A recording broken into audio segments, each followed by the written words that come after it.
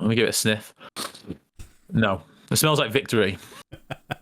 It smells like a fresh summer morning.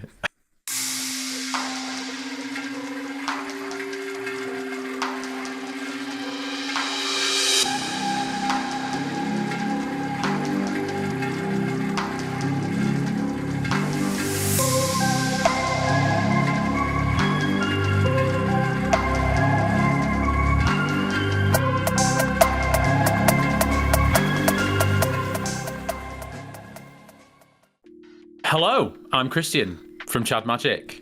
I am a Magic the Gathering content creator, amongst other things. And yeah, I am excited to be here. That you can find us on YouTube. Our channel is ChadMagic, and we mainly do EDH gameplay, and it's casual and fun. Casual, yeah. I've seen some of your episodes. I've seen the gameplay style you play. Yes, thank you very much for joining me on my channel, on my little interview show here.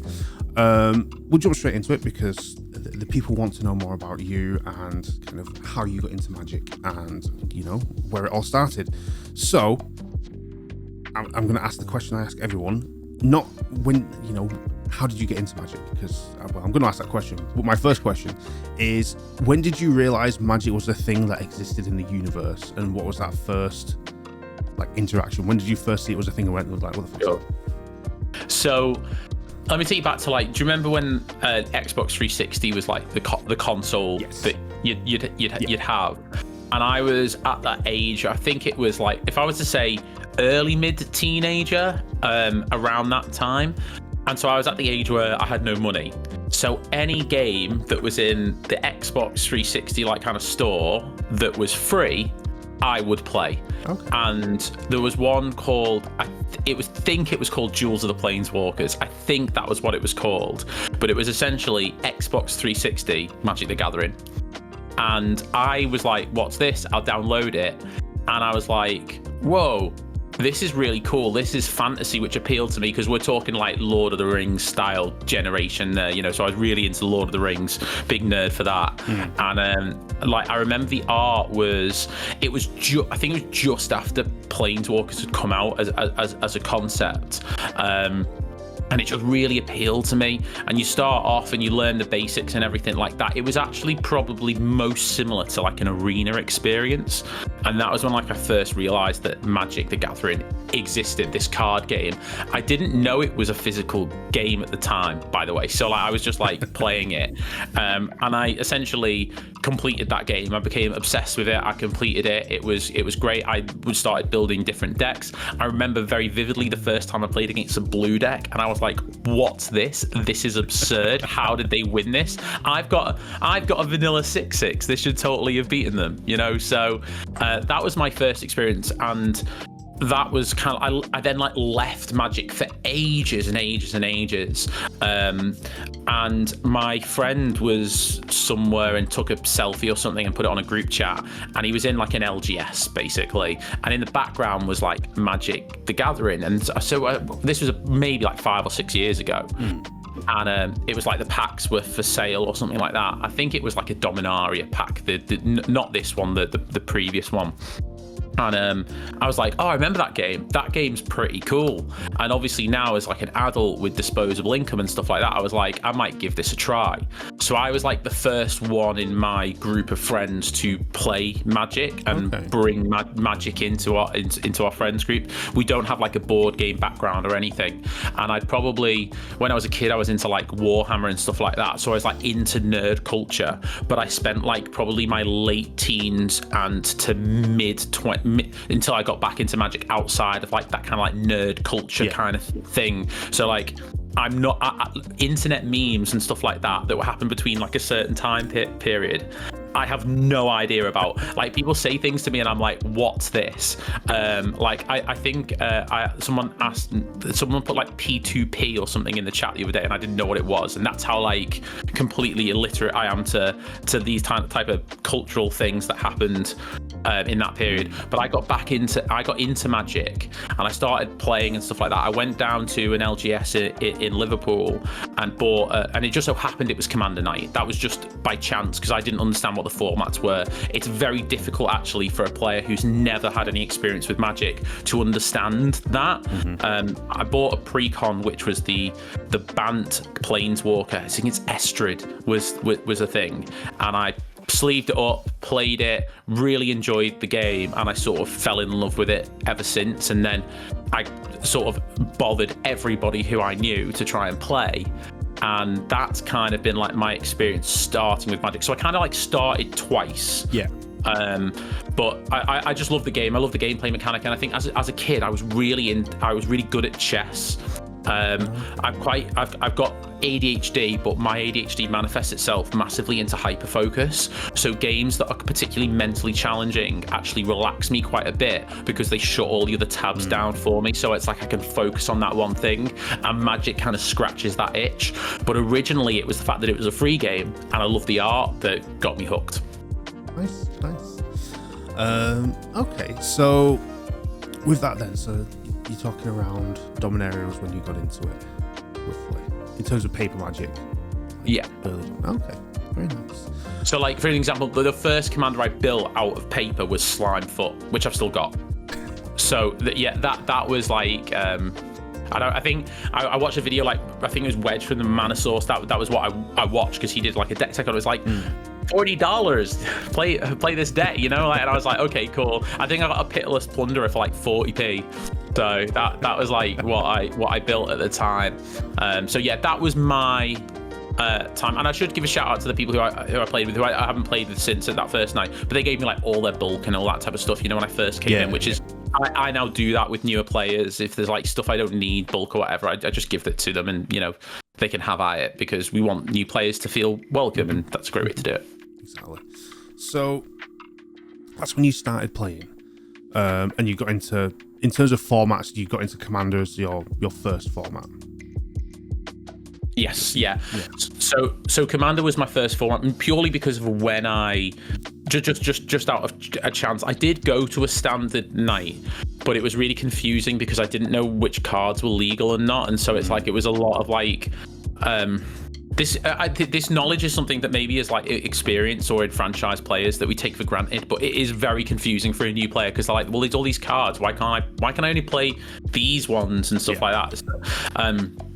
So you kind of like need an experienced player, or to watch a ton of YouTube videos to actually fully understand the formatting system. But yeah, Commander was my first one, and I really got into that. I was playing the same deck for ages, which was the Slimefoot deck. I took apart the Estrid one because it didn't really speak to me, and I've always been that type of person who I like to build my own thing, and I took some pride in building my own thing. So yeah, I played Commander almost exclusively, I'd say, for the first year. At some point I bought an old laptop so I could play Arena, and that I played Arena as well, and that was like my next one. Was I played best of one standard in Arena. As that I kind of grew into it. So that was kind of like my next format. But my Commander was definitely my favorite format when I started, and I think that it was a very different format back then actually, because now in Commander there are a lot more staples, and there's actually a lot more kind of or those auto includes that make it. I mean, you don't have to build like this, by the way, but I'm just saying in general, if you turn up a Wednesday or Friday night, which is when we play Commander at RLGS, there are cards that you're going to expect to see: your Dockside Extortionists, your Smothering Ties, and all that type of stuff. It used to be a little bit more creative than that, and janky cards that you'd see, and that was one of the things I loved about Commander, is you'd really see this kind of like super crazy stuff going on. I think especially as a new player, you'd see like, what is this mad 8-drop or whatever, which you just don't see now. The same decks are a lot more tuned than that, and there's so many powerful cards that you can put into a specific commander. That's a bit more nailed on, but Commander's, you know, still is an amazing format. And I think if you're having a couple of beers with your mates, or you know, or meeting up at a convention, and you want like just a quick fun game, you know, that's the right format.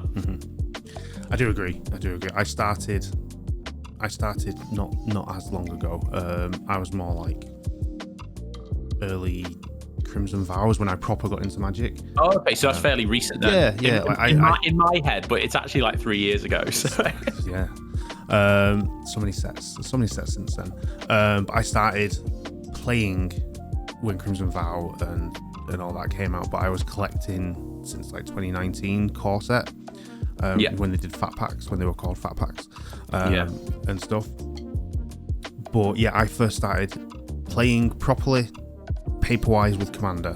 I was playing on Arena and stuff before then, which is how I learned Magic, was through the Arena tutorial program, which is one of the things that I always like rave on to people, is like go and play the tutorial on there, because it's everything you need to get going. Probably put me back a long time not doing that first. Yeah. Just interestingly, what was it about? Was it something specifically around Crimson Vow that spoke to you and said, "Oh, I want to actually go into paper Magic"? I don't know. I think for me, I mean, I'm, as most people who watch this channel know, I'm a big mono black fan. So yeah, the set. I'm a big Innistrad fan. Like my favorite set is Eldritch Moon now. I'm an old school Innistrad fan, and the whole that kind of gothic horror, Dark Soulsy, Eldritch, Cthulhu-esque vibe is what I'm about. So I think when I saw Crimson Vow and the aesthetic of the cards and the setting and that, I was like, ooh, interesting. You know, I remember Magic being a thing. I've recently been playing a lot of Eldritch role-playing games. I was like, let's have a look into this. I'm seeing Magic popping up a lot more in the kind of general community. So let's take an actual look into it. And I did, and I was watching some gameplay shows on YouTube, and I was like, oh, I like this. This seems cool. I could do this with my friends. Years ago, and now I'm here on the internet. I mean, that's one of the great things about the sets in Magic, and this is one of the things that I love, because it not everything has to appeal to each person. And I think that we're actually in a period now where this is really apparent, because we're going from Bloomborough to Duskmourn. So we're going from the cutest plane imaginable to a plane of constant fear and terror, and that's like the two things there. So like, weirdly, neither of these sets are like my jam, like in terms of what I'd look for, but I love the fact that like now we've got in our LGS, we've got people coming in because of Bloomborough. People have the aesthetic has appealed to people. They like the animals, they want to build decks around the animals, and that is, some people are really into that. Let's say they love squirrels or whatever, you know, that type of thing. But and then next we're going to have this like horror, so this sort of like traditional horror movie type horror that's going to really appeal to others. And I think that people will generally be one or the other, but I like the fact that it'll be drawing in people from different games and different avenues. You said you were playing like RPGs and stuff like that were in that realm, and I think that's a really good driver into people. The same way like the D&D stuff, like people who are into D&D, and then they're like, oh, actually this is cool, there's like huge crossovers with Magic. I know it was a bit unfortunate with Baldur's Gate because of the timings, and you know, it's impossible to get timings of games right. We you know, anything like that is just not going to tie in too easily from a timing perspective. But it's great to see that. I'm a big fan of this type of, we'll set it here, we'll attract a new thing. Not everything's going to be a hit. Like Murders at Karlov Manor was not a hit. It doesn't resonate with people. People hate fedoras. That seems to be the thing to take away from that set. But then you've got other things that really did resonate. Like if you look at like Kamigawa Neon Dynasty, that was like, in my opinion, was a complete home run of a set. That was absolutely smashed. I have a full Kamigawa Neon Dynasty set cube. So like we play that all the time. We're playing it on Monday, and you know, some sets really appeal to people, and I'm always interested to know like what is it about particular sets that, you know, drive someone into Magic. And then once you're in, then you actually discover this. It's like the art, the aesthetic can bring people in, and then you stay for this amazing gameplay and experience. Yeah, definitely. It was the art that drew me in to Magic. Just the fact that we have so much Magic art on such a small little, like 2-inch little frame is wild. It's the best fantasy art that exists, in my opinion. It is. Yeah. And the amount of it as well, that's been created in such a short space of time, that just is only found on these little 2-inch frames. It's just like such a shame. But yes, to continue on our kind of journey, you got into Magic through Xbox and then through playing. How did going from playing Magic in your LGS with your friends at home turn into, you what we see before us today, and ChadMagic and this venture you have? So I needed the first step in that was converting Wally into playing Magic. That was the first step. So Wally and I may come across as bitter rivals on camera, and trust me, when now that we're 50 plus episodes in, the focus has shifted from winning into making each other lose, which we actually need to stop a little bit, because we are generally stopping each other from winning. I tried to get Wally into Magic, I think 2 or 3 times. The first one was a massive failure. We played the game night box, and he was like, "Oh, I'll play the white deck," and I was like, "I'll play the blue deck," right? And I basically set up a loop where I would just kept bouncing all his creatures, playing another. But basically, I'd gone like there was no chance he could win, and this presented itself as the least fun game in the universe to him. And so I needed to convert him first, and then ultimately I was able to do it for a combination of things. The first one, when he finally agreed to play again. No, it wasn't. I put on game nights for him. I said like how cool it is, and he really enjoyed game nights. And then he said to the point, "Oh, actually, I'll give this another go." And when I gave it another go, I just let him win like 2 or 3 times. And honestly, like, this is my best advice to people: don't play blue, let them win. As simple as that. If you want to get people into Magic, because if you can give it the big and I'm such a good Magic player, all this type of thing, and then like you just like I'm there in my hand like 3 counter spells, and I'm like, yeah, it resolves, and all this type of thing, and that just gives people the confidence to say, well, actually, this is fun. Because people enjoy it because they win originally. That's why people like to play that type of game. And then that drew him into Commander. He started watching game nights on his own, and then that was like the thing, because I'd always had in the back of my head, oh, I'd love to be a content creator for this. I really enjoy it, but I didn't have the knowledge or experience. And I think that people jump into content creation when they feel it's right for them, and for some people that's really early in their Magic career. For some people that's really late in their Magic career. They want to have played it for years. They want to be really experts in the game. For some people, them being a new player is like the kind of whole thing. I'm new to it. So and people that really resonates. But I think because I wanted to make content that was a certain type of content where it was more based around gameplay and interactions, and particularly the social interactions, there had to be a level of understanding of the game. That was one of the things that motivated me into content creation. The other thing was, I felt like at the time, which definitely just isn't there now because everybody's doing Commander gameplay content, I felt like there was a real gap for a UK a gameplay series, because Americans quite like the UK kind of banter and that type of thing already, that we see that translates through TV shows. And I saw that, like, I was walking past Game, and there was a digital display for Magic the Gathering in the window, and I thought, hang on, we're starting to see investment now into the UK Magic scene from a marketing perspective. I was like, now's the time to do it, because if we wait any longer, other people might come along and they'll do it quicker, faster, and I want to really take this while. Now it's really difficult because there's so many Commander gameplay series. But I'd always wanted to do it. I'd spoken about doing it, and then I messaged Wally, Tom, and Bailey, who are the 4 who are on our early episode. I said, I really want to do this thing, and they were in. Basically, they said that this is good. We didn't have a name or anything like that, and we then had like a little meeting at Tom's house, and we discussed everything and what we wanted to do, and we set up like something. I came up with the name ChadMagic, which was just like a bit of like a tongue-in-cheek joke about like nerds trying to be cool and stuff like that. That was like the original idea, and it's also Christian and Adam, which is Wally's real name, like together. So it kind of like made sense. It had a ring to it. I'm not sure how much I love the name now, but it's sort of stuck. So it is what it is. And we started an Instagram page, which was originally just me doing memes, and then Wally got called to Saudi Arabia to work, and he was there for like nearly a year, and that really put us back. As soon as he got back, we started and we recorded the first episode. We were like, we're going to do it. I bought like a £200 camera off eBay to do the top down shot, and then we had like 2 phones. If you've seen our first episode and you watch there's a huge jump in quality, and that's what sort of got us into content.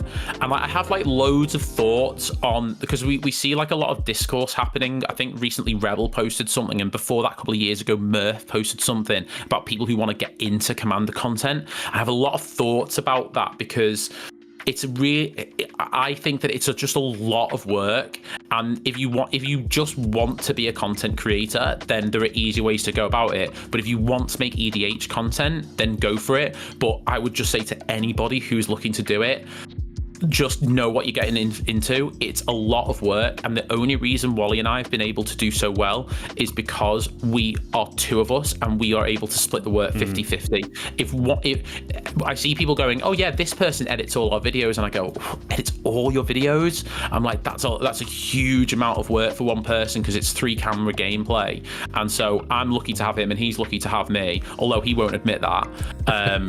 And together we've been able to sort of create something, and we just started picking up, and it's like its own hobby in itself, content creation. You'll probably know this now from doing your interviews. Magic is one thing and the content creation another, and then the two meet, but it's like you have to set out a lot of time for both of those things. So it's really important to me that I still go to the LGS and play Magic. I play Limited on every other Monday, probably. They fire it every Monday, but it's probably every other Monday for me. Standard Tuesday, Pioneer Thursday, and then Commander for me is like something I do with my friends. I don't go to my LGS to play Commander. I'll either play on like Spell Table with our patrons, or I'll play in person with them, our mates, while having a drink type thing. That's my kind of vibe for it. I have a much greater itch to scratch from 1v1 content, 1v1 gameplay now, but content, obviously, Commander's what we go for. I know I've talked for a while on that, but one more thing on the Commander content I'd say is we didn't actually plan to be a Commander gameplay channel. We wanted to do loads of different Magic stuff. We want to be like the home for UK Magic. But the way the YouTube algorithm works is it pushes out your content to the people who watch it regularly first. So it's like if you do, let's say we do like a random video on, I don't know, we're going to do 3 new standard decks post rotation. It'll go to all the people who watch Commander first, and the Commander players will go, it's not for me, that, and then it won't push it past them. So YouTube kind of like wants you to funnel into this one thing. And I think if you're a big creator like the Professor or someone like that, you can absolutely get away with doing whatever you want, and so he should, because he's amazing, and he's really, he was the first person I watched. But now coming into it, it's almost like you need to have your defined content, and that's why we've launched a sister channel, Battle Chads, which is our 1v1 competitive channel run by Luis and Josh, who are both on our competitive team, and that's so that we can do that content as well. So I don't know what that looks like in the future, but that's the idea of my sort of content creator journey.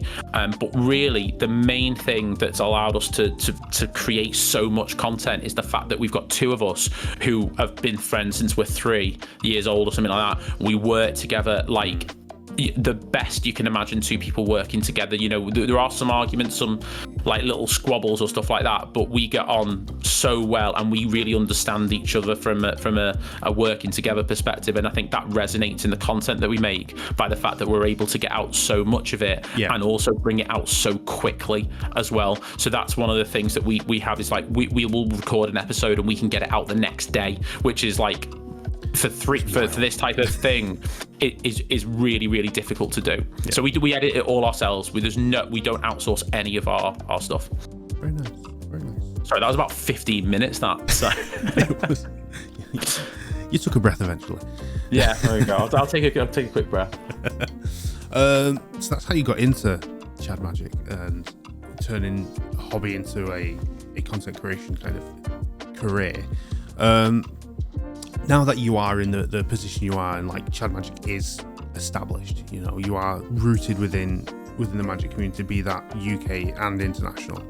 Well, that's high praise. I wouldn't go as far. It's early in the UK scene, but yeah, international. I think there's definitely a bit of work to go. It's a path. It's going. You're already on that path. So like, I class as international. I saw you guys. I met you in Amsterdam. That's not in the UK, so that's international. Yeah, me and Wally, Mr. Worldwide. So yeah. But now that you are in this position and you are kind of rooted in the community, and as you say, you go to Commander night. You go to your LGS multiple nights, playing different formats. You know, now that you're in the community and as rooted as you are, you know, what's your experience? How have you found the community as a whole?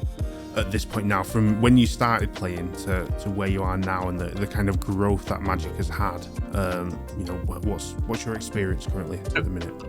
So I'm going to interpret your question two ways. I'm going to answer both of them. The first, I'll talk about my own community, and then I can talk about the content creator community. Yeah. So the best thing that has happened from making content, without a shadow of a doubt, is the community we've built locally. That is incredible what we've done there. This isn't me sort of patting ourselves on the back. There's a lot of people that make up a community, isn't one or two people.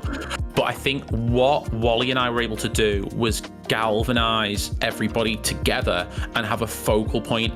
And we've made friends, amazing friends. When we started, we only knew a couple of people from the community, but you see, especially in the early episodes, where obviously we do a lot of collaborations now, these are our friends who are playing with these people we play at the LGS. You know, your Ollies, your Nathans, your Baileys, all these people. It was me and Wally and Tom who were friends before we sort of knew anyone from the LGS. We were able to create a platform, and I would say that my greatest sort of skill as a creator is not actually in the content, is in the community building side of things, in-person community building. So we have loads of different, my nickname is Christian, creator of WhatsApp groups, because that's how my life is organized. But I brought, for example, I had an idea, we're going to do a competitive team. We're going to bring together all the competitive players, we're going to put them under the ChadMagic banner, and we're going to support them in a few different ways. That could be sometimes it could be a financial way, sometimes it could be in terms of developing their skill set way. We do all these type of things together, and that's been a huge success. Since we started the team, the people, we have around 5 people qualify for Europe every season, which is really, really good. I am confident to say, someone in the comments might disagree with me, like a Templar or an Axion, but I'm confident to say that we are probably the most qualified team each season for European Championships. I could be wrong, but I know 5 is a lot to send for a team. Our success at those European Championships is something I don't want to talk about, but qualifying, we have a lot of people. Luis has already qualified this season already at like the first qualifier.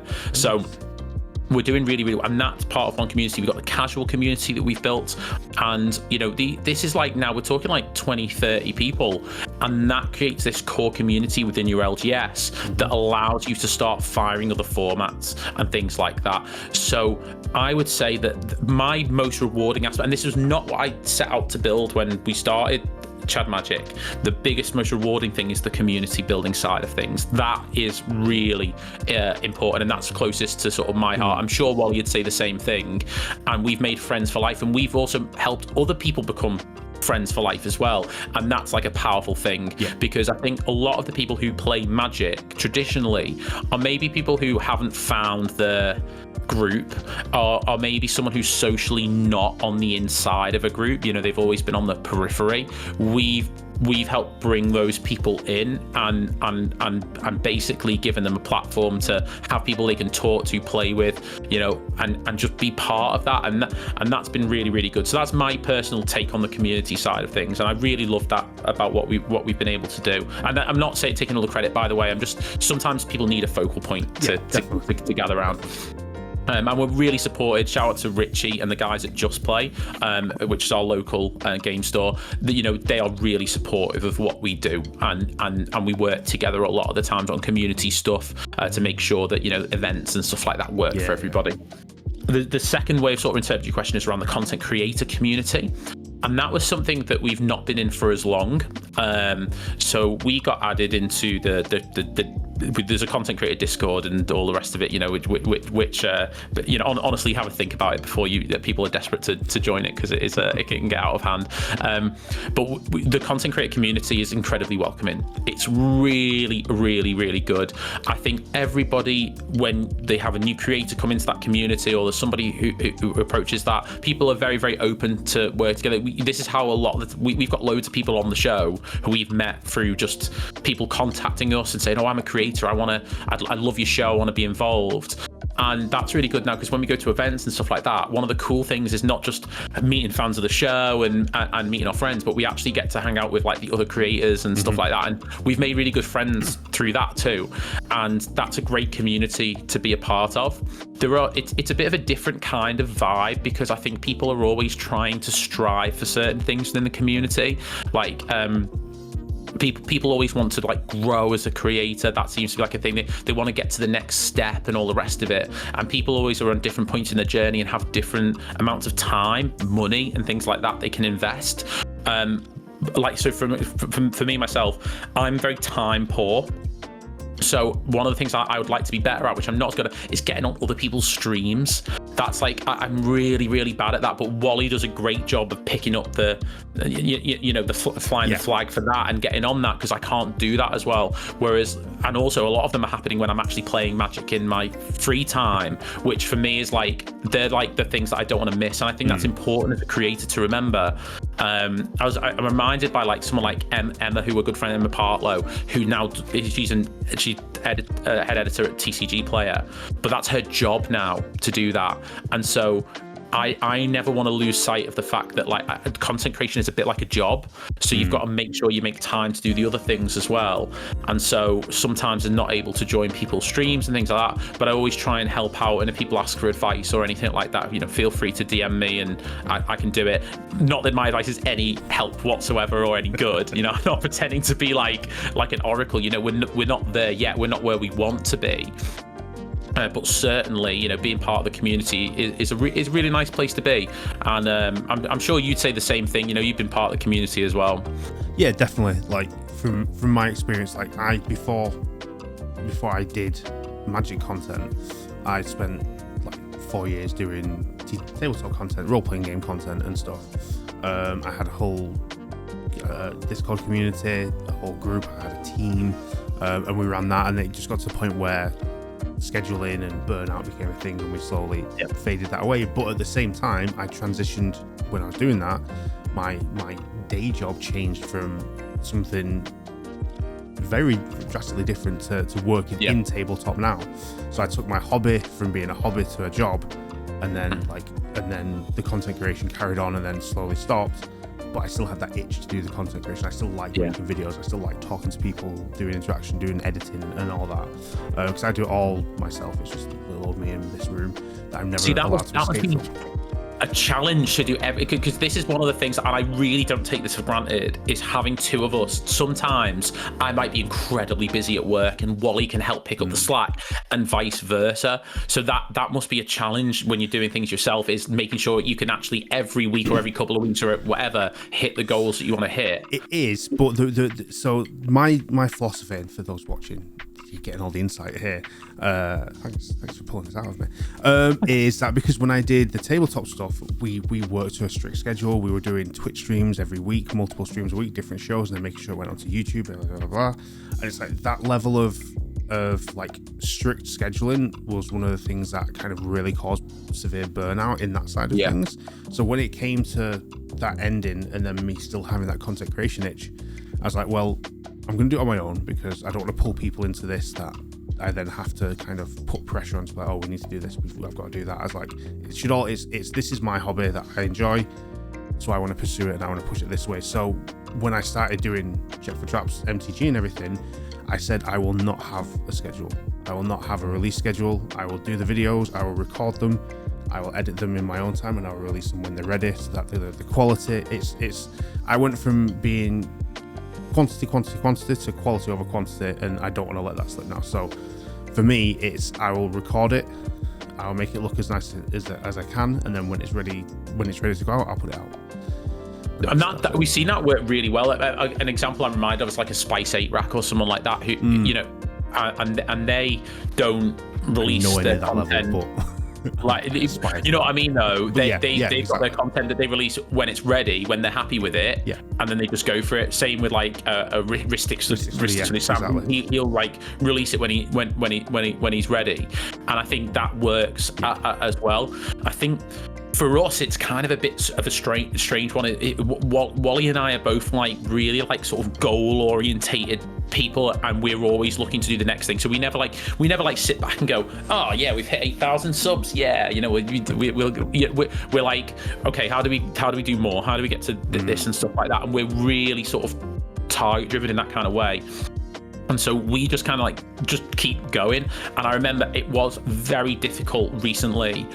We had Modern Horizons 3, Assassin's Creed, and Bloomburrow, and it was, and between that we had MagicCon. And for those of you who are listening who don't know, we had 3 cancelled flights, me and Wally and the rest of us, on the way to Amsterdam. Was a really hard one, and I was done. If you've watched the episode with CGB and Tappy, you will see this. We are cracking up, you know, like it's honestly, it's just so much.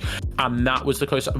I didn't feel, because burnout for me is a different type of thing, because I think a lot of that is linked to like the mental challenge of doing things. This was like a physical energy kind of like, how on earth we had to fly back, and then when we flew back, because we got the Assassin's Creed cards, we had to record and edit an episode with Gathering the Magic with the Assassin's Creed cards, because we wanted to be so early out with it, because we got the cards in Amsterdam, right?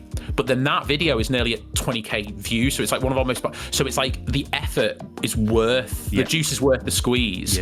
But it you know, we'd recorded, I think in 3 or 4 days we'd recorded 4 episodes, which is a lot of work, and then we've got to edit it when it comes back. So you've just got to keep going. But now it's weird, because now we enter this period where it's like there's a month between releases, and we're like, whoa, this is crazy. So, but we have done stuff. We recorded our Patreon episode. So one of the best things, actually, I should tell my community we were able to do is we were able to do a fan episode, and that's going to come out soon. It will be this year, but I don't know when, probably like next month or something, but don't hold me to it. We were able to fly our patrons out, pay for them to stay in hotel. We paid for them to come to a pre-release with us, a Bloomburrow pre-release, and we had like a really nice weekend, and it was great to give something back to the community that support us. We wanted to pay for it because we didn't want finance to be a reason why people wouldn't apply for going on that. And so we basically just haven't stopped. And I think it would be difficult for us, because we're in that position where, because there's 2 of us, we can't hold each other accountable, saying, no, we need to do this thing, we need to do that thing. So it just kind of gets done. So I love your way of doing things. That would be great. But unfortunately, I've got Wally barking at me saying, Christian, where I've done my half, where's your half of the edit? Yeah. But again, like, I think with that, because there's so many different kind of styles of YouTube channel, of content creation, especially within the Magic community, that you can have within the community space. You can have those different things working well together as well. Like, you've got your regular content that you want to keep up to date with, and then you've got that kind of like little speciality piece that you're like, oh, that's just fun, let's pop that on and see what that's about. You know, so it's I like seeing both sides and engaging with both. It's just I'm a one-man team, so I do not have the time for. And what I would say is, you got to look after yourself first. So if there's there have been times when both me and Wally have said to and literally I can't, there's no way that I can do this. And also I've got to find other time spans, like, as well as playing casually as well. I'm a competitive player, I want to qualify for Europe and stuff like that, so it's like I've got to grind out RCQs and drive 2 hours to go to them, because you know, that's where the nearest one is and stuff. So finding the balance time to be a creator can be really challenging, and I think my advice to anyone who's been a creator, it's fantastic and it's brilliant, but everything takes about 4 times as long and is 4 times as difficult as you might think it is getting into it. I'd say that's probably like a good, you know, rough guideline to work from. Yeah, definitely. But the community's good. We like the community. We've got, so far, positive experience for you. Yeah, absolutely. I would actually say there have been no negative experiences. It's all been positive. I only wish we could do more, because one of the things that we have a lot of is people asking us to come on the show, and it's just difficult, because there's only so much like we can actually do to get that. And so I think probably one of the things that we're doing in the past, we tried to say yes to everybody, and I think for just our own work schedule, we might have to be a little bit more kind of like, well, actually, we haven't got a slot coming up in the near future, you know, we would bear this in mind, or anything, or if there's a particular set that we think would be really good.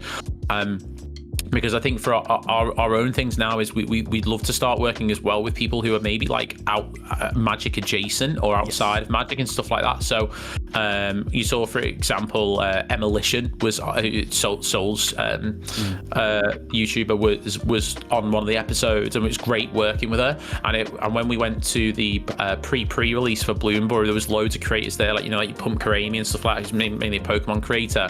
And what we'd love to, we want to grow the game. That's like one of our core goals, is we want to grow Magic the Gathering. We want to get more people to know what Magic the Gathering is, to consider playing Magic the Gathering, and to take people on that journey. And I think to do that, we've grown a platform now. The next thing to do is, because one of the things our videos are really popular with is people who are newer to the game, not because of the gameplay side of things, but because we don't take it very seriously.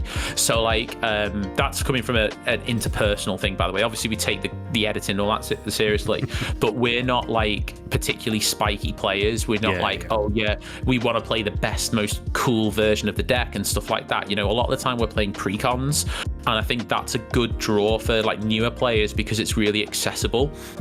So there's a few things that we'd kind of like to do, but my main challenge to the community is I just wish we could do. There are some people who've been on before who'd love to come back on again, and it's just like we would love to do it. We would really love to do it, but we can't. We can't do everything, unfortunately. Like, I mean, because a lot of people don't realize as well that I have the competitive Magic thing. I run the competitive Magic team as well and stuff like that. We don't have like a captain situation. We're all equals in the team, but I have to take on like the more administrative responsibility of the team and stuff like that. So the sponsorships and events and that type of thing.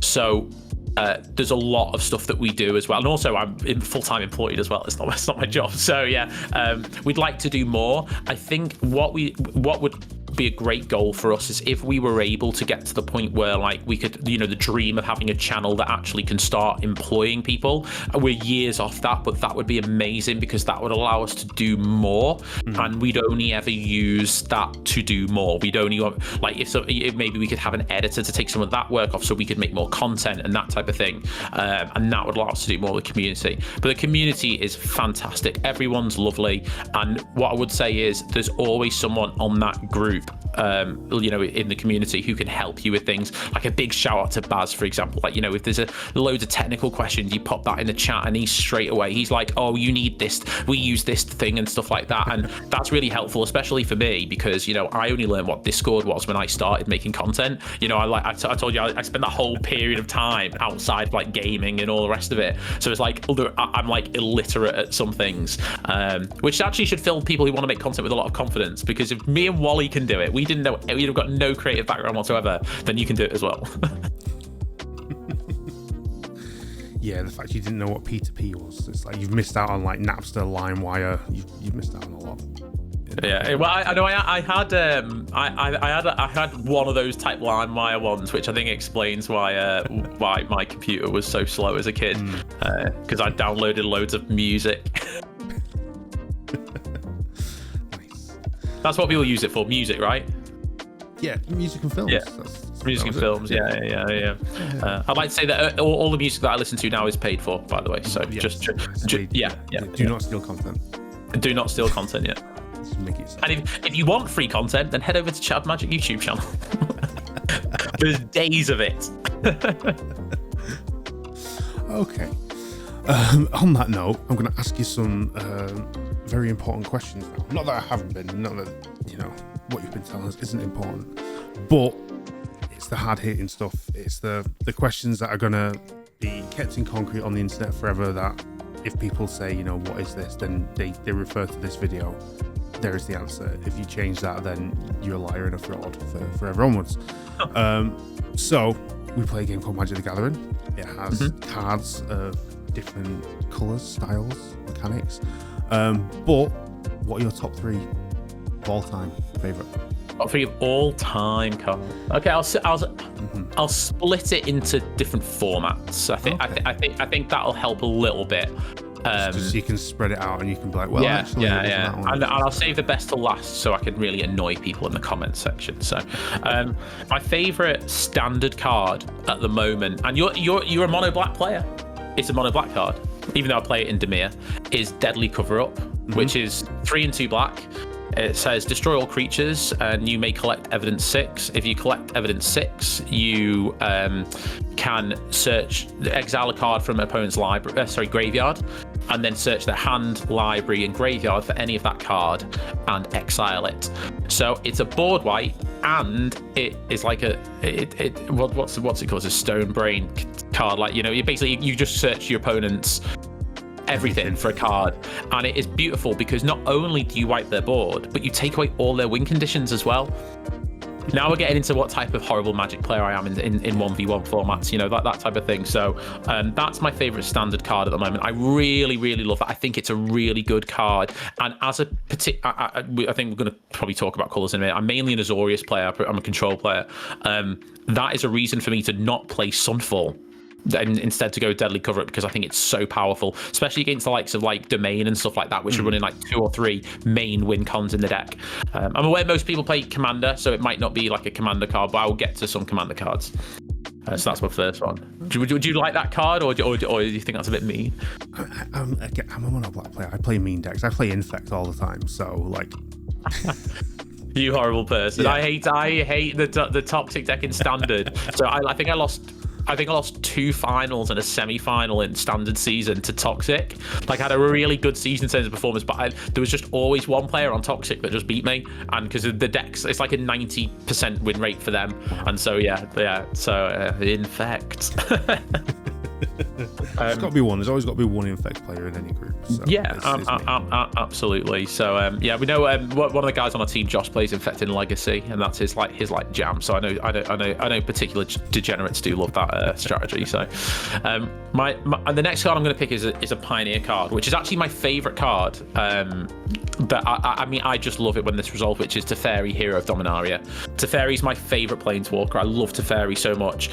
Weirdly, I love my Teferi, but hate your Teferi. That's like sort of like generally the gist of things.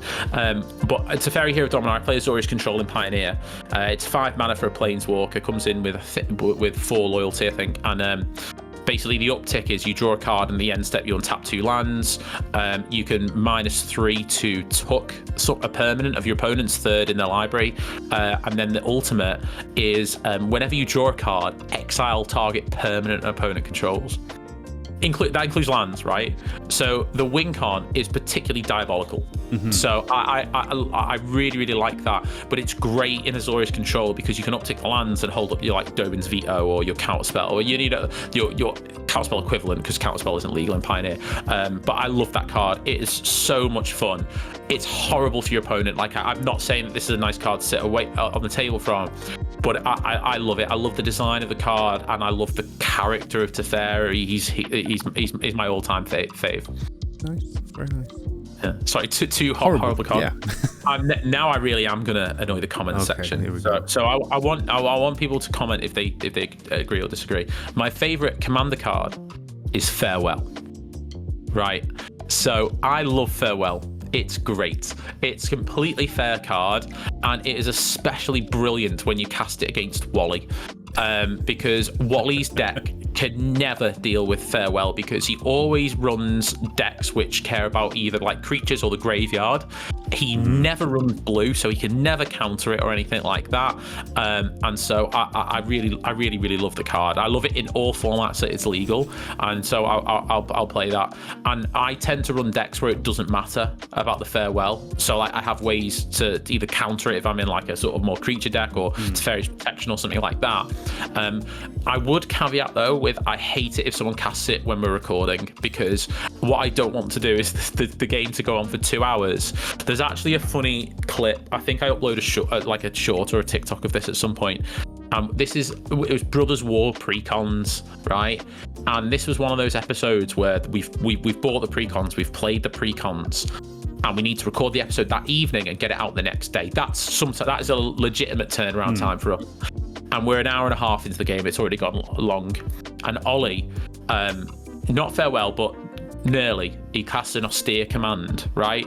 So he resets like an hour of the game or whatever. We basically just got our mana left, and there's just me going like this in the corner, like rubbing my temples and stuff like that. So there's a time and a place for cards like Farewell and Austere Command, but it is not when recording. So when you're in there for the long term, it's fine. Yeah. Actually, we played a casual game with our patrons, and it was really horrific. Actually, this was a bad experience, and I Paul will be listening to this, I'm sure. And it was I had no other plays to make but recur my Archaeomancer and get back farewell. So I farewell like twice, and honestly, it was just he had like 2 lands and like 11 mana rocks or something like that. And yeah, I'm still sorry about that, Paul. So hopefully you've forgiven me. Wow. Filthy control player, aren't I? Sorry. Yeah. 3 horrendous cards, but I will say I do like farewell as well. I do like card. Like a board wipe that's an exile board wipe. It's just so much more fun than just putting stuff in the graveyard. Absolutely, it's a fun card. It's fun. Yeah. Unless you want a 20-minute game, in which case, no, it's not. It's horrible. Yeah.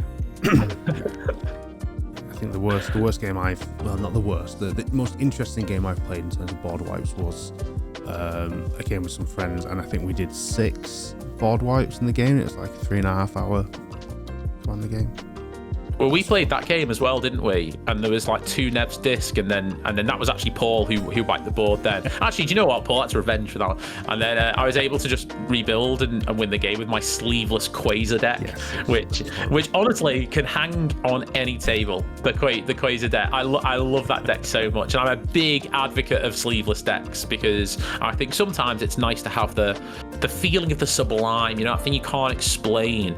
You know, it's like I was talking to someone about it and be like, yeah, but all the cards, you're wasting money because the cards aren't gonna last and all this. And I was like, but how can you put a price on like the smell of a winter's morning or the sound of gravel? I was like, you can't put a price on that feeling that it gives you. So that was a fun game. So yeah.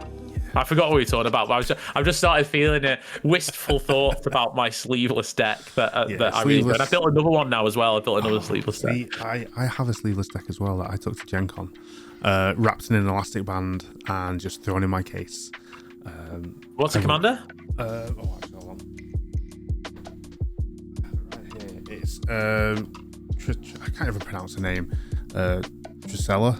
Whatever her name is. Oh yeah, okay, cool. Yeah. Whatever you get, like, yeah, that is a classic. It's just the.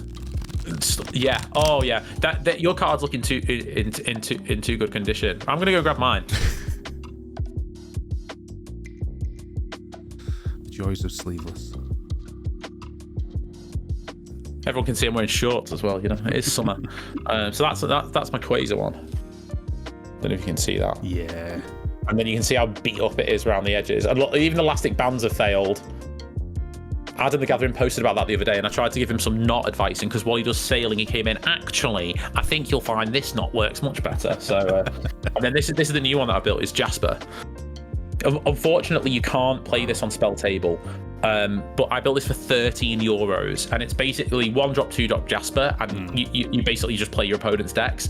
It is insanely fun. This deck is so good. The problem is because it cares about assassins, because it's mercenaries, some of the cards have crept up quite a bit since I built the deck, because obviously it's OTJ before Assassin's Creed, and now Assassin's Creed's come out, anyone who's building a deck from that needs assassins. It's like pretty much, I think there's like a vehicles guy as well, but like pretty much they care about assassins, so that's one of them. There's a couple of ones that have gone up in Quasar as well, but it's just so much fun. And now I've got the point where like I'm getting people to sign all the cards in it, so I think you've got one in here as well. Yeah. I have. For people, some people will hate the idea of a sleeveless deck, but honestly, I would say to people, try it. You've probably got the bulk to throw on together. I mean, I wouldn't be like a lunatic like Adam who's putting arid maces and stuff like that in his. That's just crazy. I mean, literally, just go through your bulk and just put something together, and you'll have a ball with it. It is so much fun. This Quasar took down a CDH table, right? And that is just the victory is so much better. Yeah, it's for me. Like I took this to Gen Con and I played with my friends. I'll pop a picture up on screen now of what I did with this deck, because on the last night we was like, we're all going to go for food. It was in my back pocket. That was my deck box for this. Is my back pocket. Yes, and we sat there with it in my pocket at a table, and someone spilled a drink, and my commander was there to clean it up. So I just don't worry, I've got it. It's fine. I've got it. Just push the water off. And then I've used mine as a coaster before and stuff like that. So yeah, like, but I think it's a bit of paper. going into a bit more detail about it, it probably there is a part of it which is actually like a little bit sort of challenging this like idea of like the worth of things and stuff like that. And I think that it's like there's a psychological thing with it, and I get why it's like completely not for some people and things like that. But I think what I'm trying to recreate with mine is very much that kind of. I didn't play Magic as a kid, but I played Pokemon and Yu-Gi-Oh, playground level. Yeah. So you want to see my Yu-Gi-Oh cards? They are like they're annihilated. But that feeling of having the cards and they were in an elastic band or in your back pocket and stuff like that, there's something about that resonates with people. And it's amazing how many people have said, no, I'm not doing that, that's ridiculous, and have seen the light, and stuff like that. So that I'm really pleased you got one. We definitely got to jam a sleeveless game next time. And you've already played against one of my sleeveless decks. I'm gonna bring out Jasper next time, because this is a really, really, really fun deck, and I'll just play your deck. It's great, and I bet you've got loads of cheap creatures in yours as well, so it'd be perfect. It's a very cheap deck. But for me, with the sleeveless and just Magic in general, it's like I own some expensive cards that are produced in the game, but they are in my decks. I play them in my decks. Like I've got reserve list cards in my decks to play them, because I got into Magic to play the game, and I want to play the game. I want to enjoy the game. If I'm going to spend a lot of money on a card, I want to enjoy it. I have stuff on shelves. I have cards on display, but they're not expensive. That's just like every Liliana that was ever made is behind me. But that's like a thing. Can you do me a favor and just put the Liliana of the Veil in the bin, please? Because I hate that. It's so good against control in Standard and Pioneer. It's so good. They turn 1 Thoughtseize in Pioneer, then they turn 2 something else, and then they turn 3 Liliana, and it's like I've got no hand all game. Sorry, this is a control player thing. Liliana, like I love some of the others. Dreadhorde General is great in Slime. I pulled that from the Fat Pack, and that is brilliant. But Liliana of the Veil, God, she's cost me some games, let me tell you. Well, yeah, like. Sorry, I interrupted you. Sorry. If I'm gonna pay a lot of money for a card, I want to get the value out of what I'm paying in, so I want to play it. So like, I see people who get into Magic and like, I've got this card, it's amazing. I'm gonna put it in 12 sleeves and then it's gonna go on a shelf and that. It's like that's cool, but you've just spent a lot of money for a brick on the side. Like, do something with it. So like having that sleeveless deck and playing with it, and it like having that feel. Yeah. It's like that's the core of it. Like, everyone goes, this is why Richard Garfield made the game. It's like, to play it, and it is. It's like, yes, I have expensive decks that are sleeved up to high heaven, but I still play them. I still play it there, and having it's like that. You're touching the core of the game by playing a sleeveless deck and not caring about how the card looks in the end and how scuffed it is or damaged, because it's still playable. It's still playing the game. Yeah, absolutely. It's like, do you remember when you were a kid and it was mad that people would keep action figures in their packaging? Do you remember like that concept was just the most absurd thing? Now it's like people collect, I don't do these, but my little sister likes them, what they call the pop things. Funko Pops, right? She's got them, and they're like all, like boxed up and stuff like that and things like that. And that it's mad how times change you, and as you get older you change your perception and stuff. But this is like a throwback. Don't get me wrong, I haven't done this with like my more expensive decks, and stuff like that. I understand the value of things. It's just that kind of like perception. I do worry though that when you like look at like when people drop off listening, if there's going to be, as soon as you do this, there's just going to be like that. Maybe put a warning on.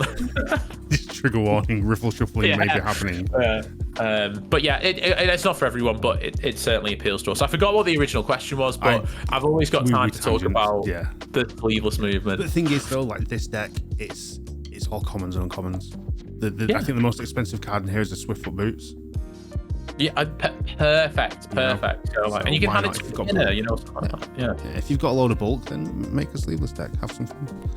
There you go. And then if you spill anything, you can wipe up easy. Yeah. I think the one thing what I will say, they've got these blue elastic bands on there. They are actually from punnets of spring onions. So like, I mean, like that, I know that will annoy some people and stuff like that. But I'm not paying for a whole ring of elastic bands. I might as well, have some great garnish for my Asian food. Question is, does the deck now smell like spring onions? Let me give it a sniff. No, it smells like victory. It smells like a fresh summer morning. And that's the intro clip for this episode. I just me sniffing the deck. So the question was top 3 cards, and we got through that. So, and my next question is, I don't think I need to even ask like favorite color pairing because your Azorius control filth. Yeah, I mean, I love Azorius control. It's definitely my jam. I am an Azorius control player. I think recently I've been enjoying Dimir control in standard. I tried a little bit in Pioneer, but I think in Pioneer it is a little bit difficult than Dimir control because there are some things you just can't deal with. Like you need to hand hate them away. And if we're talking about my favorite cards, my least favorite cards are like Thoughtseize, Grief, and stuff like that. I hate cards that look at my hand. I think it's because I play so much control, so it's like it's so powerful against you. Take my counter spells, and now I can't counter your Liliana as an example.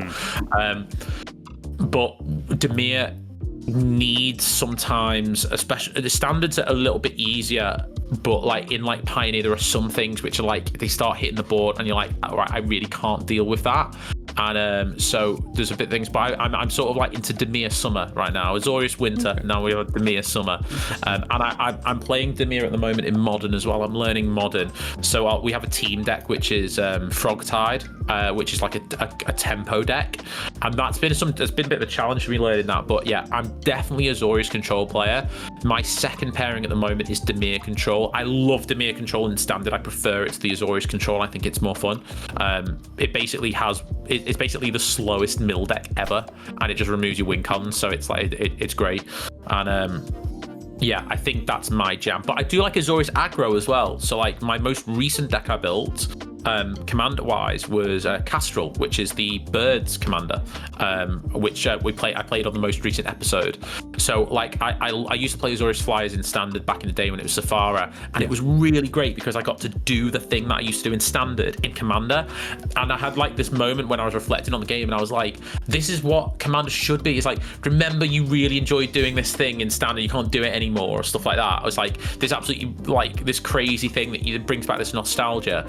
As for those of you who don't know, basically Safari is like a 7-drop, but you can tap 4 flyers and pay a white, and it's a 7/7 and gives all your flyers indestructible. So I got to do that, and I also got to Rally of Wings as well, which untaps all your flyers and gives them +2/+2. So like it's like I got to do the thing that I used to do, and that was exactly why I built the deck, and that was really, really good fun. So I'm not like averse to aggro, and I quite often draft aggro, but Azorius are my 2 colors. I think white and blue are like my jam. Then black, and then green and red are like the bottom for me. So it's like 2, 1, 2.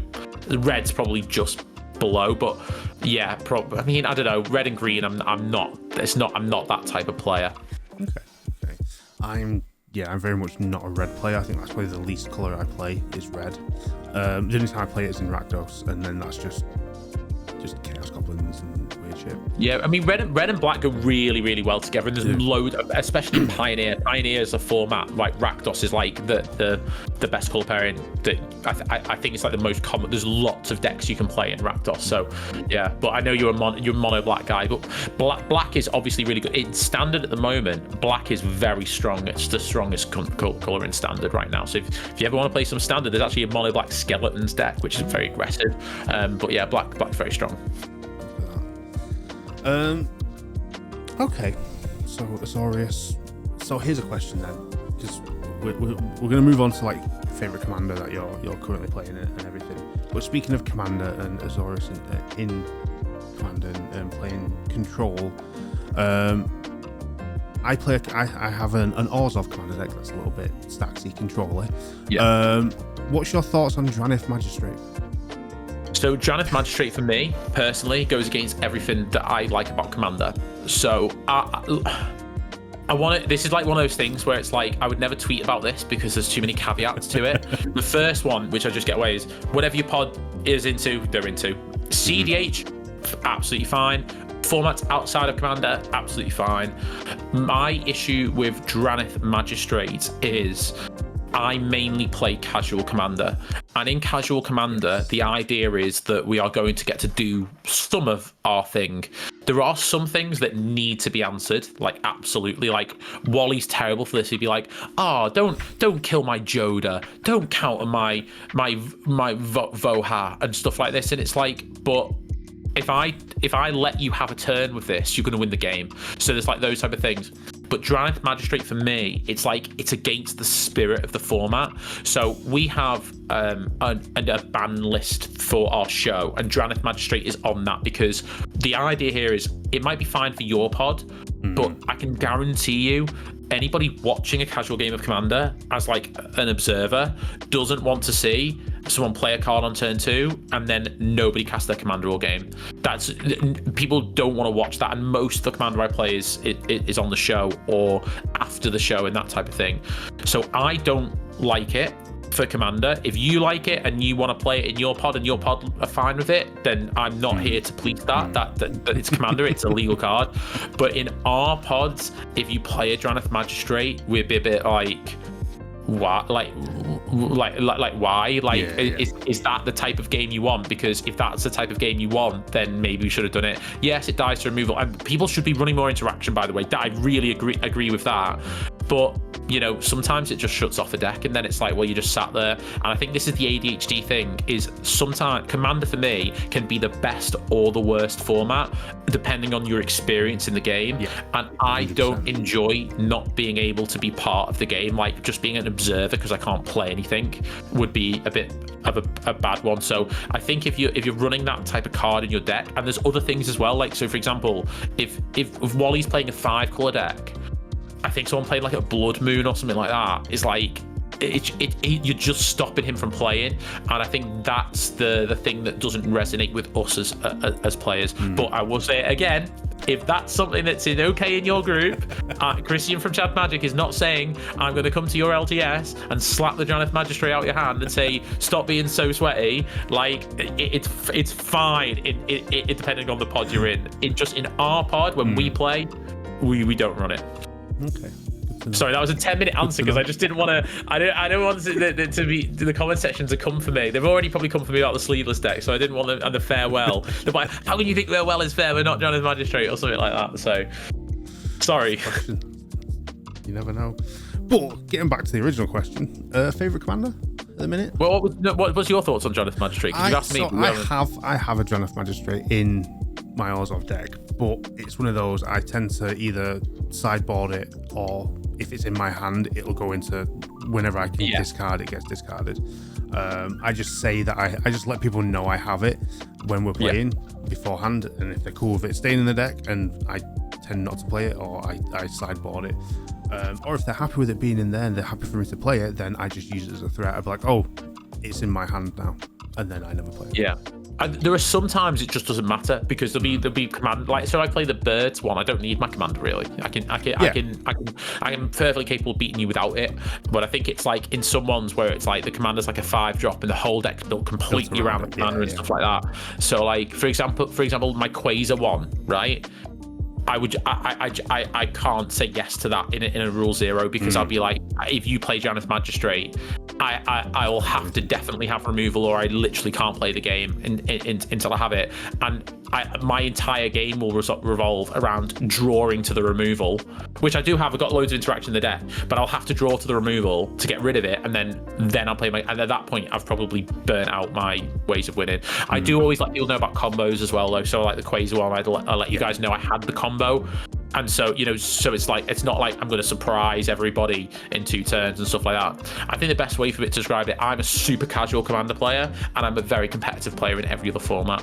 So like, for me, it scratches my competitive itch playing standard, pioneer, modern, whatever. And commander for me is literally just for having fun. The social side of it, like the heavier social side of it. Yeah, absolutely. And obviously you've seen a couple of episodes of our show.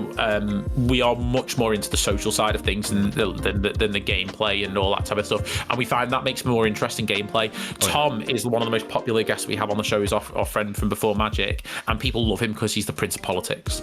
He plays a game of politics, and it just so happens that there are pieces of cardboard in front of him.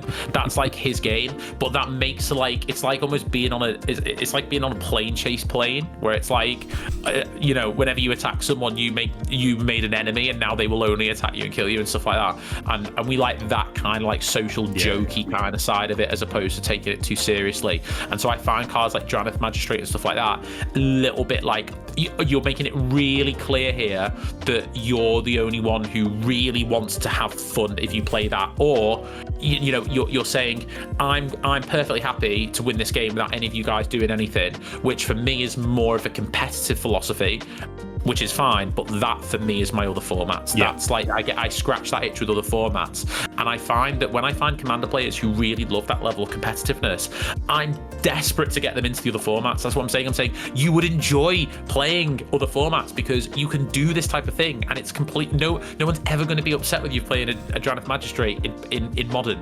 Like it shuts off the Cascade decks. It shuts them off completely. No one's going to get upset with you because you're there to win. There's no social contract or anything like that. So yeah. We spent 20 minutes talking about Drannith Magistrate, so yeah, I don't envy you on the editing of this one. I should have mentioned that I can talk about anything at length. No, that's fine. It's good to hear. It's like, but like speaking of the social side, of it, that's what drew me to Commander as a format. Yeah, that social element of it is it's not 1v1. It's with a group of friends. It's casual. That's why I like about the format more. Than completely as well.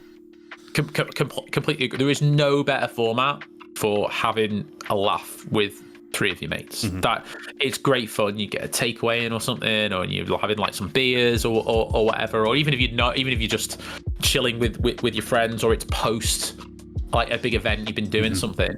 It's just a great format. But I think one of the things that I managed to avoid a little bit, because I play Commander really with like my friends in the same group, is we kind of avoid that rule 0 thing that is a bit of a challenge in Commander. That's why I don't enjoy it as much when I just turn up to an LGS and find a pod. You got to have that conversation. It's not too much of an issue, but I think it becomes an issue when you do things like a Commander League.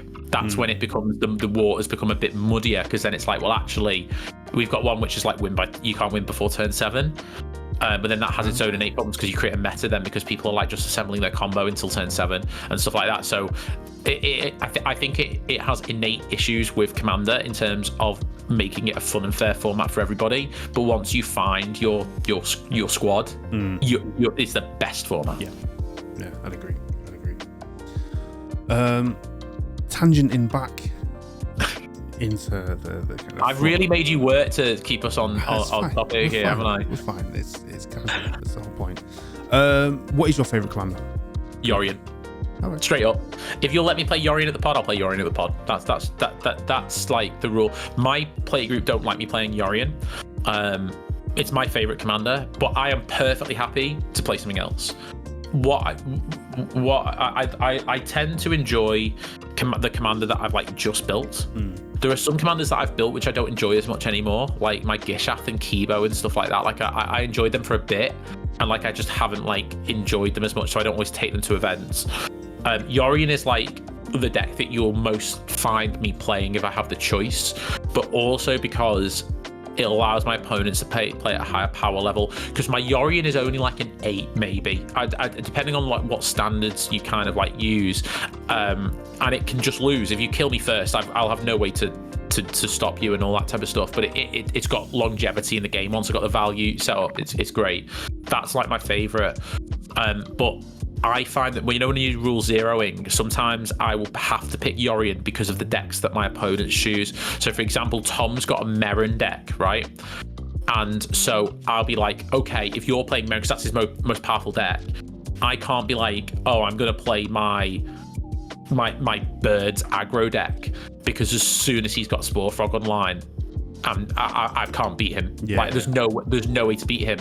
So I have to like think, okay, well, what's a game where he can definitely beat me, but what's but I think that I don't like setting up a game where it's like there's no way for me to beat one player at the table. Like I need to politic my way. But interestingly, I tried out Jasper against the Merrin deck, right, and I milled him. So there are decks that you can deal with, but I like pods in particular, and Yorion gives me the ability to do this, where I can potentially take on any deck at the table. There are some decks I think where like if you can only win through combat damage, then you can like just like a Spore Frog combo with Merrin, for example, you just won't be able to beat that player and stuff, and that's the stuff that I don't like. I like any player to be able to win. It goes the other way as well. So if I've got a deck that someone else just can't interact with, then I'll play a different deck. Okay. I think as well, being a creator as well, a lot of the games that I have with Commander is people who are like looking to have a game with me, and so I'm also quite happy for them to pick the Commander. They might have seen one on a show that they really like the look of and they want to do it. Another favorite of mine, sorry, I keep going on about different ones. I built Altair from Assassin's Creed, which is Mardu, which is not my jam at all, Mardu, but that deck is incredibly fun. I played it on Mental Misplay and Alan was really into that deck. It's not like, it's one of those decks where you haven't really got a way to definitely win the game. Like, it's more like one of those where you're going to have a massive effect on the game, and I don't always play to, I don't always play to win a game of Commander. Like, sometimes I just want to have fun and like really affect the game, and that's fine. So there's 3. That's fine. As long as you've got options. Yeah. But yeah, that's nice. I like that. I like those choices. What's your favorite Commander? Mine. See, I've got a couple I've been playing at the minute. So you can't narrow it down to just one either. I can't. I mean, like the deck I've put the most time into building is Shield of the Apocalypse, because I'm mono black. But like at the minute, some of my favorites that I run is Urtet, Remnant of Memnarch. Of making lots of little maze and then just making them really huge. That's cool, and a fun one I've been playing lately is Volrath, the Shape Stealer. Nice. He's horrible. Like you play him, you go to combat. When you go to combat, you put a -1/-1 counter on target creature, and then you can pay 1 to make him turn into to shapeshift into a target creature with a counter on it. Except he's still a 7/6. That's really cool. That's a really cool one. But you see, like things like when you say like a shielded deck and stuff like that, I think innately like some mono black decks, like you can probably make that really unfair. Oh yeah. But you'll be missing some things that so there will be probably some things you can't deal with in that deck and stuff. So I probably wouldn't rule 0 away that. Bailey's got a Yawgmoth mono black deck, and that's like it'll combo with itself in like no time whatsoever and stuff like that. So it's like there are some ones, I think combo as a style of deck is, I only have one combo deck. It's not for me, combo. I like to be a reactive player. Rather than proactive. But your decks sound interesting. We'll have to jam some more game. Just don't Nev's disc me, bro. I'll try not to. And then I'll just farewell it. Yeah, fair. Yeah, my shoulder deck though, it's like that's like my love letter to mono black. So it's like it's got a lot of like the iconic cards in there. It's, in terms of what it does, it doesn't have it has a couple little like set standardized mono black win cons in there, but like it's high powered. But every time I play it with my pod, like I know for a fact once we start playing, I'm the target for the first half of the game because I'm playing shielded and it's mono black. So like a lot of my gameplay with that is reactive to a 1v3 game for a bit. Yeah. And then it just gets fun and it just gets crazy. See, I'd love to play against that deck. I wouldn't have a problem with you running that deck. Shieldred's scary, and of course you got to play Standard and Pioneer. So I know, and Modern. So I know Shieldred is a scary card, but I'd be absolutely fine with playing that deck. I wouldn't have an issue. I think it'd be quite fun. There are some decks obviously which would punish me, like when I'm doing like my Quasar and I'm drawing like 6 cards. I'm like Yeah. But I've got ways to gain life and stuff like that, so it seems fine. And also, I'm a big fan of people playing what they really want to play. So like, I tend to like want other people to pick their decks first, and I'll just base around that. And also, I do a thing as well is if I win the game, I will lower the power level of my deck straight away. Even if people want to stay on the same deck, I'll just lower the power level a little bit, and it's fine. But yeah, that sounds really, really fun. A love letter to mono black. Oh, I should let you know, right, by the way, we talked about sleeveless decks before. Nathan has built a mono black, I can't remember what the commander is, but a mono black sleeveless deck that's all old bordered. Wow. Yeah, so he really went hard on the nostalgia vibe and stuff like that. Next time we're at an event together, I'll get him to bring it and show you, because I think as a mono black player and all the old ordered, old cool mono black cards, I think you'd be in heaven reading that. Yeah, but it's sleeveless. I mean, don't get me wrong, I don't mind sleeveless, but when it gets to old border stuff, might make me like, what? I think there's an invention in there as well, or something like that. It's either an invention or an invocation or something like that. So yeah, I mean, he's unhinged. So yeah, like. Yeah, that one's worrying, but I do want to see it. I would like to see that deck. Okay, so we're going to move on to the final stage here. Well, that wasn't even your final form. No, we're a 3-part saga here. We're on part 3 now. Okay, cool. Which is I'm gonna keep it short and sweet for this one. Sure. You are a content creator within the space. You are a competitive player. You are a casual player. Everything. My question is, with where you are now, where do you see yourself going in the future with Magic? Now you've already touched upon it with ChadMagic, how you've now got the sister channel, which is more your competitive play stuff that you're doing. You've got a competitive team that you're kind of managing as a member of said team and that. But where else do you see yourself going within the sphere of Magic? I'll be completely honest with you. We want to be the biggest Magic brand in the UK. That's our goal, and that requires working into multiple different angles. That we're not looking to do anything like compete with anything to do with the realm of selling, apart from our sponsorship with Whatnot and stuff like that, which is more of a content side of things. But we want to be a brand that everyone in the UK is familiar with when it comes to Magic the Gathering. They think in the same way that maybe people would think of MTG Goldfish or something like that, that type of thing. And we want to continue to expand and diversify what we do. And we're not the type of content creators who are like, oh, I don't care if anyone watches it, I just want to do it for me and all that type of stuff. I have so much respect for people who are like that. We want to do better and bigger all the time. We want to be chasing the next thing. How our next milestone is 10k. That's what we want to hit. We're getting there. It's slow. I think we're going up 10 subs a day or something like that. We had a boom earlier in the year where we had some of our stuff just randomly, algorithm just favored us that month or so. But we're looking to expand all the time, and I think how we do that is a longer question to answer, so I don't think we got time to go into that. But I think that doing more stuff with creators that are more global in their profile would be fantastic. But we want to grow and we want to expand, and I think that it's not just for our own personal gain. It's that we want to get more people into the game, and we also want people to feel like the UK is represented better. And I think that for whatever reason, that hasn't been done amazingly well.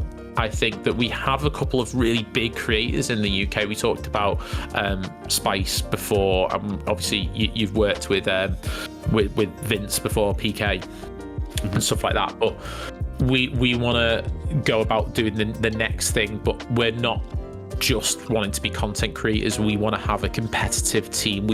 Our team goals are to get someone on the Pro Tour and stuff like that. We have people who've been on the Pro Tour on the team. We want to get people on the Pro Tour again. I think Luis in particular is really knocking on the door. He's in really good form at the moment and stuff like that. And it's how best we can support each other. So we have a lot of goals, and I would love to come on here and be a bit more airy-fairy, but I want to give you the honest answer is, my day job, I work in sales and I'm target driven and I want to go to the next thing, and it's about growth. It's about each month we want to be doing more, we want to grow more, we want to reach more people, and the question is how do we do that? And there's loads of different ways to do that, and we're exploring probably all of them. Good answer. Which means you're going to be busy for a while whilst you. We're always busy, mate. Yeah. Everyone's busy. That's just that's the nature of the beast. We're in our 30s now, so it's like it isn't the same as when you were a kid and it was like you were just bored all the time, and it was like, well, what am I going to do today? And you might kick around the park or something like that. And it's just like now it's like, oh, if my partner falls asleep at 11, I can have an hour before bed to myself. Like that. That's like what it becomes. But yeah, we've got big plans and optimistic plans, and I think we've done a good job. But as I said, everything takes about 4 times as long as you think about it, as you think it would, and I think that's certainly the case. But I think we're in a good place. It could be better, and we really just want to grow as a channel and a base and stuff like that. And our ultimate goal is to be the Magic UK brand. Yeah. And what about you personally, like with your journey as a player in Magic? Where do you want to go? I would love for someone on our team to get on the Pro Tour. So I know you've asked me personally. I suppose I'll let you into a bit more. In my personal life / professional life, I've been lucky enough to have a lot of success, personal success. So I say lucky enough, obviously you make your own luck. There's some elements of that, obviously a lot of hard work and things like that. And I've achieved a lot of what I want to achieve in that aspect. One of the things I don't get as like a sort of like a thing personally in my job or anything like that is I don't have the opportunity to directly develop and help other people achieve their goals. And that's a big part of what I want to do, is I want to help other people achieve their goals. And that for me can be the case. So we talked about community earlier. This is like a really good example of this. I want to create platforms that empower people to go off and do what they want to do. I would love to make the Pro Tour, but I honestly promise you, if Luis or Lucas or Josh or George or Stefanos, any one of the guys from the team, I can't name them all because it'd be here for a bit longer, right? Made the Pro Tour, I would be as excited for them as I would be if I'd done it myself. Yeah. And that's what, for me, helping other people get to where they want to do. And that's why we launched the other channel as well, is we're helping empower Luis and Josh. It's their channel, they're doing their own thing.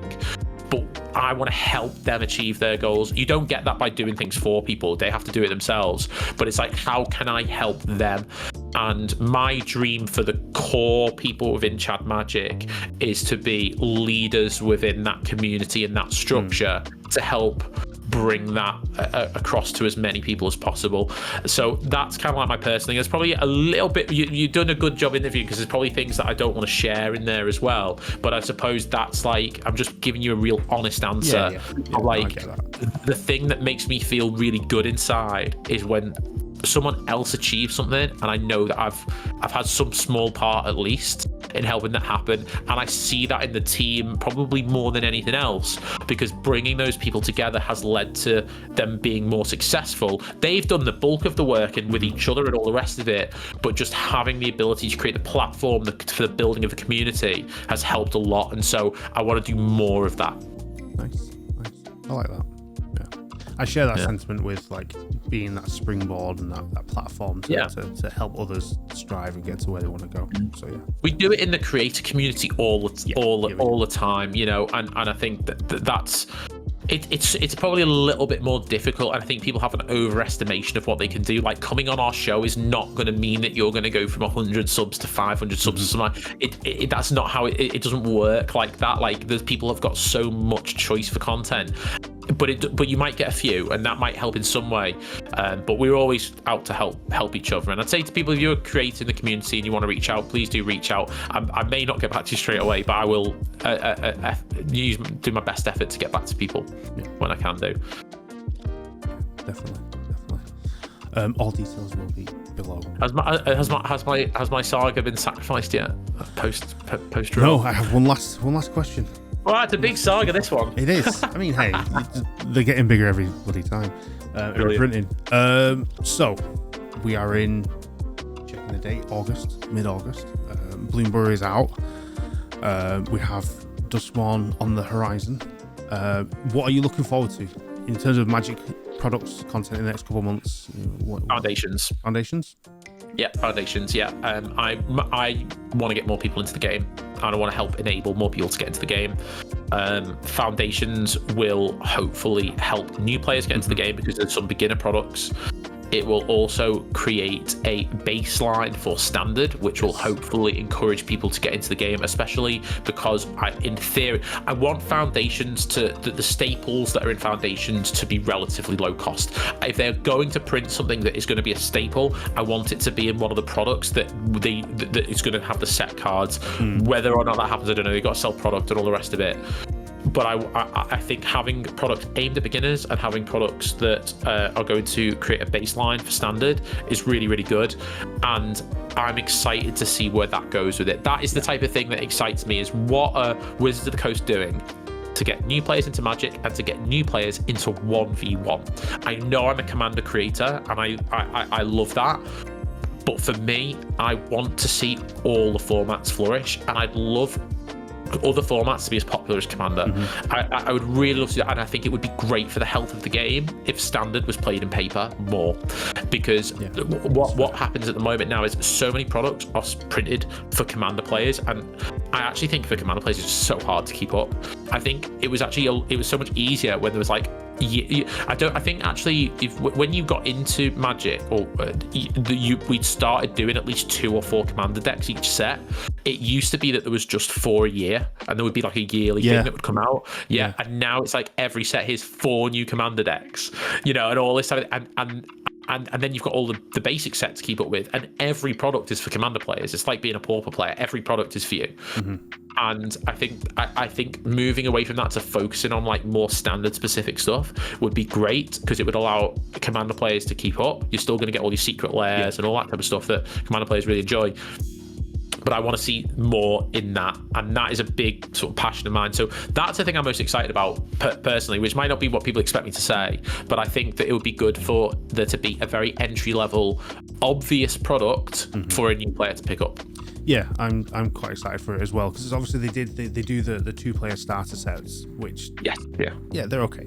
They're good. There's some good stuff in there, but yeah, having an actual full set that's catered more towards that onboarding aspect of the game is definitely something I'm excited to see. And isn't it going to be standard legal till like 2029 or something? Yeah, as well. There are some cards that aren't though, so yeah. But I'd probably say if a brand new player turned up with something that they had in the kit, I wouldn't tell them, and I wouldn't be like I would let them know, but I'd be like, you can play it, it's fine. Because I mean, at the end of the day, my biggest goal going to a 1v1 thing is, if there's new players, is to get them to come back. Yeah, I literally do not care who wins or loses, so yeah, I have been known to throw game 2 before then stomping them game 3, but yeah. No, I'm not joking. I want people to come back, and that's the main thing. So there's some confusion maybe around some of the sets, but we get that every set. New players are going to be confused about what cards they can and can't play, but hopefully this will get people excited. I'd love to do a piece of content on like decks you can build straight out of the box. That's like something I'd really like to do, but we'll see if we're able to make that happen. Yeah, be good to watch. Okay, well, with that, we are done. We have reached the end of my list of questions to fire at you. So there's only one thing left to do, which is to thank you very much for joining me and taking a slice out of your day to tangent on sleeveless cards and sniff decks. But yeah, do you want to kind of let everyone know who you are and where they can find you again, and then we'll call it? Yeah, so I'm Christian, the better looking one from ChadMagic. You can find us on YouTube, ChadMagic. Find us on Instagram, chad.magic, and on Twitter I am CM__ Christian 471, which is an absolutely fantastic handle. I'm sure you'll agree. But yeah, follow me for dumb magic stuff basically, and I'll be at Command Fest. And I will be that's in London, and I will be at MagicCon Vegas as well. So please come and say hi. The only time not to say hi to me is if I'm recording. Apart from that, come and say hi. If I'm just talking to Wally, I guarantee I'd rather be talking to you. So yeah, come and say hello to me. Perfect. And again, everything will be in the description to find Christian and the Chad guys. Thank you all very much for watching. Do the things like, comment, subscribe, do all that. You know where we are. And yeah, until the next interview, we'll see you soon. Peace.